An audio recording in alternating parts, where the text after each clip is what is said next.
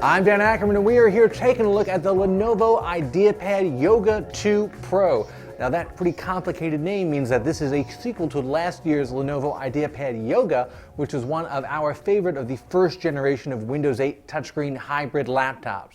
Now, for the Yoga 2, besides adding the Pro name, they've done a couple of other really cool things. Number one, they've added a backlit keyboard, something I always appreciate, but much more importantly, this system now has a better than HD resolution. It is a 3200 by 1800 screen, and that puts it in the same category as things like that Retina MacBook Pro, the Toshiba Kirabook, the Google Pixel Chromebook, or even the Samsung AtiveBook 9 Plus. All those complicated names basically mean these are laptops with higher than 1080p screen resolutions, which is something we're seeing a lot more often. The big difference in this case, however, is that you can get that for $999 in a configuration that's otherwise a basic Ultrabook configuration with an Intel Core i5 processor, 4 gigs of RAM, and a 128 gig SSD. All those other systems I mentioned with the higher res screens, they're a lot more expensive, $1299, $1399, $1499, and more.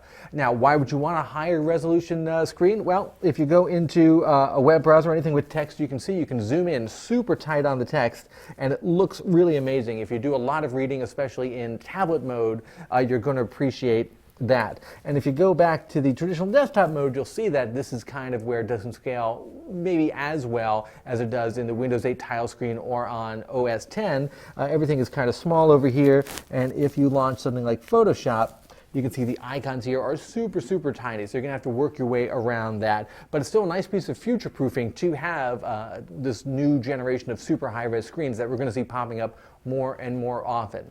Now, if you're not familiar with what a Yoga does, the basic concept is it looks like an ordinary laptop, and if you just use it like this, you might even never notice that there's anything unusual about it. But if you pick it up, you can bend the screen back like this, and then you keep going, and then you get kind of this kiosk mode here. That's what I kind of call this, and you can display, you know, photos and videos without having the keyboard in the way.